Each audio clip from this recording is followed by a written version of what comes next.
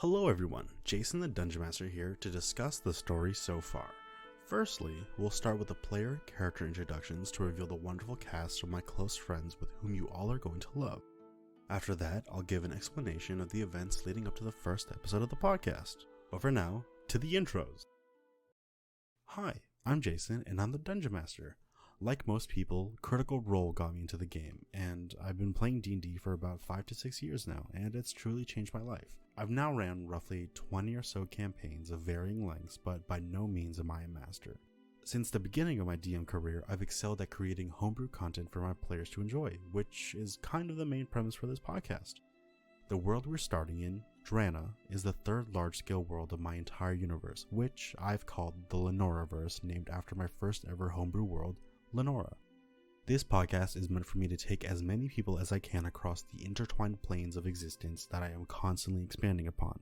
I do hope me forgetting rules or goofing up action economy for monsters doesn't take away your enjoyment of absorbing the real star of the show, the lore. I hope that sometime in the future someone else can DM one-shots or mini-arcs and I get to strap on the PC hat. But for now, I'm in the driver's seat. Hello, my name is Ben, or Taco you might hear either. I've been playing D&D for about 4 years now, off and on with different groups. I met Jason through Discord, and over the years we've done several campaigns together, with this being the most recent. My character's name is Regulus, a Leonin cleric of the Astro Domain, a homebrew class made by Jason. Regulus is roughly 7 feet tall, sporting usually scholarly attire or occasionally casual outfits if the situation calls for it. He wields a shield, mace, along with his magic, and if necessary, his claws. Regulus is a scholar at heart, having recently graduated from the college run by his church, the Church of the Sacred Stars. The church is home to many astronomers and philosophers and is rooted more in science and the study of the stars than a standard religious belief system. Regulus, at an early age, sailed in many different ships as a deckhand, and now looks to sail full-time as a navigator with his background in astrology. He chases that dream and any other fancy without too much worry for what he'll run into along the way.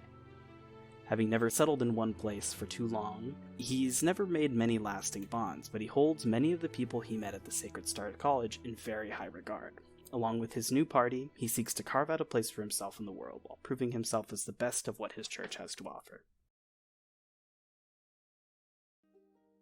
Hey, my name is Julian, and I've been playing D&D for only a couple years now, and I've really enjoyed a lot of it. Jason got me into the game, he showed me how to play, and he really just opened this awesome world to me. Him and I are cousins, and we've grown up together, so sometimes I may give him a hard time, but I do mean well. My character for this campaign is Nero Delacroix. He's a half-tiefling blood hunter. He was separated from his parents at a young age, and then he was raised by Axel, a retired pirate captain. He grew up on the edge of Arcanos Wells in a small town called Marshadow. Nero's personality is that he's self-assured, confident, he's sometimes a little too confident, and he overall just wants to have a good time with those he spends time with. He tries not to take every situation too seriously, but knows when to smarten up when he needs to. He has jet black medium hair, sharp horns that bend upwards on each side of his forehead, pale blue eyes, and pale fair skin. He wears a worn-out black long coat that has seen some harsh times. It was a coat that used to be worn by Axel when he was younger. The coat is more of a dark gray than the black it once was, and is a bit tattered at the ends of the coat. He's gotten rid of the sleeves of the coat, but the sleeves were sewn by Axel, so it actually looks quite natural. He keeps the coat open and doesn't wear a shirt underneath it. He wears long black shorts that go up to his shins, black fingerless gloves, and some simple black leather boots. Nero has a metallic-looking piece of armor on his tail that fits uniformly, so his tail looks almost silver and metallic. He has silver snakebite piercings on his lower lip that look like the tips of bolts, and a pale tattoo sleeve similar to the color of his eyes on his right arm with triangles and tessellation with half a centimeter of spacing between them that start from the shoulder and fade as they get to his forearm. Before setting off for adventure, Nero's goal was to study and train more with the Order of Eternal Dawn, so he would be ready to set off on his own by taking up bounties on monsters and creatures and potentially making a name for himself as a great blood hunter. And eventually, he would come to create his own Order of Blood Hunters. Hi, my name is Val, and this is my second D&D campaign. Jason and I met in Final Fantasy XIV through a mutual friend, and we've been gaming buddies ever since. He invited me to play D&D for the first time in 2019, where I had a ton of fun playing with him, Julian, and Ben, so I'm super excited for second time round. In this campaign, my character's name is Demonia, a 23-year-old satyr gunslinger from the island of Flit. She's tan-skinned with purple eyes, often sporting a deranged grin and laughing to herself. She has long ruby hair with bangs long enough to cover the left side of her face, and on top of her head are 2 black horns and brown ears like that of an ibex. She wears a long black coat, fitted to the waist, that has silver-trimmed lapels and a butterfly wing-like tail. Her high-waisted black pants cut off at the knee, and her satyr legs have black leather leg wraps. Demonia is a self-proclaimed demon hunter, her real name being Harmonia Glitterdrop. A natural brunette, she dyes her hair every week to never let the regrowth show. When asked about her hair, she'd tell people that all that perilous demon hunting had altered her natural hair colour, a curse so that the demon lord can identify her when the time comes. This was never accepted seriously by the locals of Flit, as everyone knows that the demon lord doesn't exist. That and the fact that her family and all 12 of her siblings are infamous for the Glitterdrop cannery. Over the years, everyone on the island has gotten used to her antics, including her mentor, Lixoradrast, otherwise known as Trickster in the past. Lixora taught her everything she knew on how to wield a gun. A few months prior to the start of the campaign, Demonia's mentor left on a journey, realizing that there was nothing left to teach her student. Having never left the archipelagos before and a wanderlust of what lies beyond, Demonia dreams of going on an epic adventure where she can put her gunslinging skills to use. Thank you to my amazing players, Julian, Ben, and Val. They are a few of my closest friends, and running a game for them, especially for others to listen to, is going to be nerve-wracking but very, very exciting. With varying experiences with D&D, we encounter hiccups and bend the rules a little bit, but half the fun of the game is learning it together. But now, let's jump into the story so far. We started off in the first session with the arrival of a halfling family-owned cargo ship making a pit stop on this quaint little island off the coast of the Arcano Swells, named Marshadow. We see an eager and heavily robed Leonin cleric make their way off the ship with a handful of suitcases in tow. Regulus, after hitching a ride from this family, anxiously arrives in this town, finally ready to explore the rest of Drana under orders of his clerical domain, the Church of Sacred Stars. As he begins to explore down the singular road in which Marshadow's denizens reside upon, he is interrupted by a man being tossed through a nearby window out of a tavern called the Sunburnt Lizard. Immediately after, a young man with black horns and fair skin pushes through the swinging tavern doors to go and check on the propelled individual. Nero, making a grandiose entrance, spots Regulus, attempting to help the man sprawled on the floor of the main thoroughfare. Through an exchange of pleasantries, the two bring the man to a local apothecary owned by a mother-daughter duo, Tracy and Marnie Summerpath, to have his wounds looked at. They return to the Sunburnt Lizard, where Nero introduces his father, Axel, to his newly honored friend.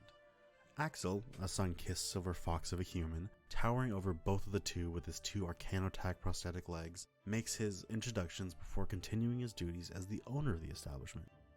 Accompanying Axel at the bar are his two friends from a previous life soaring the skies, a Triton named Lila Gresham and a hill dwarf named Bernard Zizich, who become quick friends with Nero and Regulus.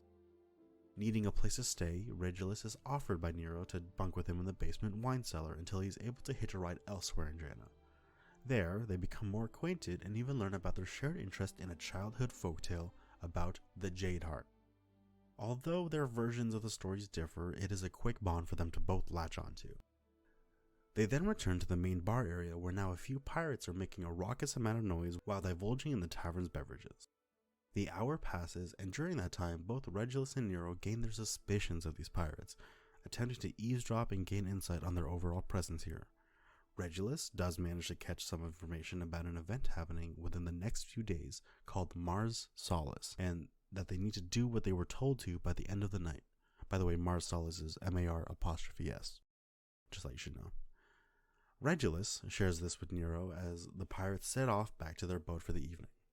Seeking to find more information on these pirates, they head over to the harbor master's house where a stout halfling named Finnegan lives, along with his family.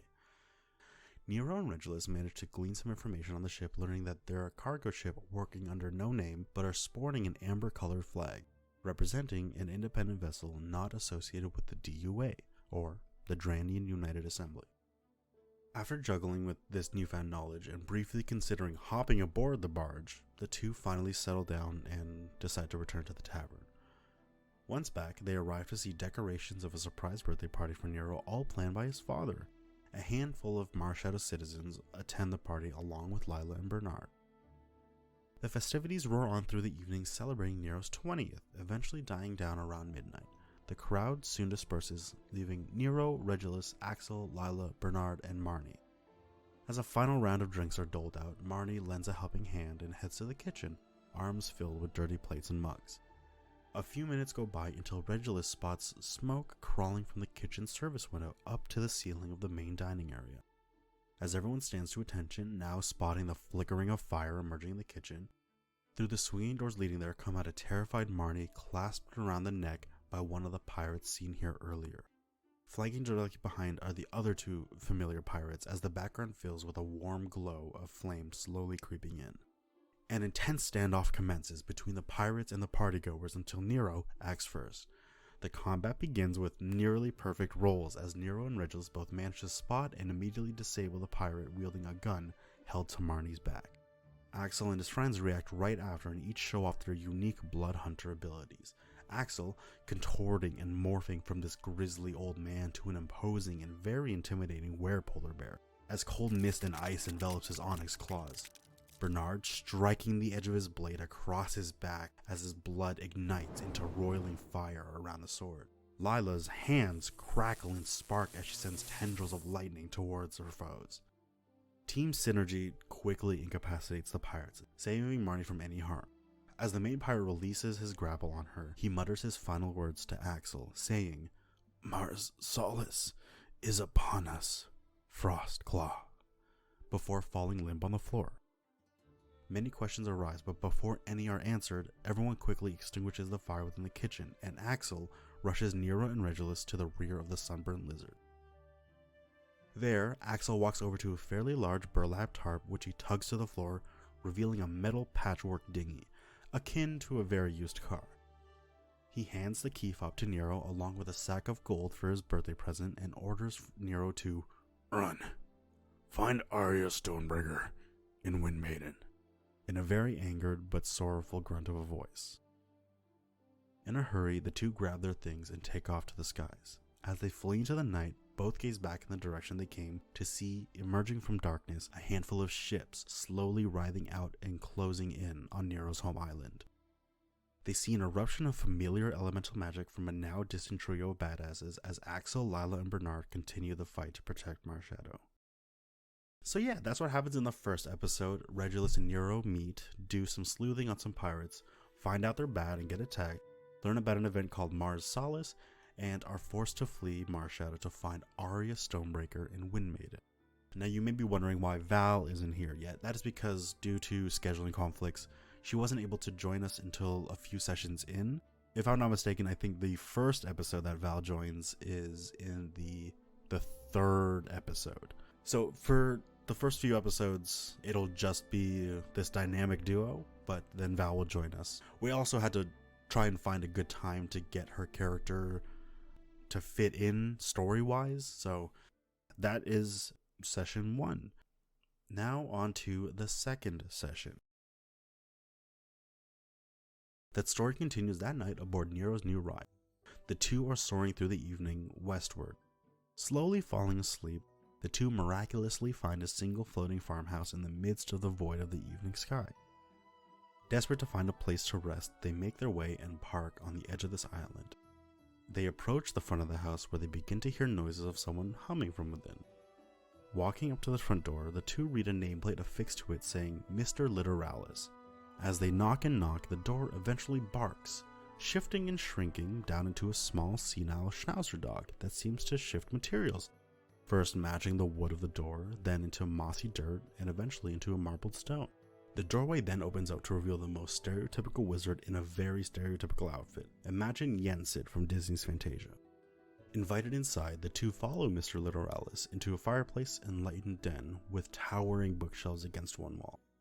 They all get acquainted and eventually change Literalis' name to Jennifer, we'll explain that later, and come to learn that he is not from this world. The wizard continues on about how the house and island are alive, and when people arrive here, it's to learn, as he gestures to the bookshelves behind him. He eventually explains that the books here are magic, that what you desire will rear its spine to you, allowing you to read what you truly wish. Curious, both Nero and Regulus head to the shelves where now they see the books shift and move, changing hues and sizes, even seeing the titles on some of the spines blur and rewrite themselves. First, they ask if Jennifer knows anything about Drana and general world history, to which she goes and grabs a book and returns with one titled World of Drana. They inquire about Mar, one of the ancient celestial dragons, and how he was sealed in Shadowfell by the other celestial dragons. The two finally try to snag their own books. Regulus manages to find a novel titled Fates Unfolded, which, as he begins to read it, describes the power of the Astro Cleric's cards of the Fates. Continuing to read, the book begins to show tarot card faces, now attempting to do a reading for Regulus as an internal voice projects into his mind.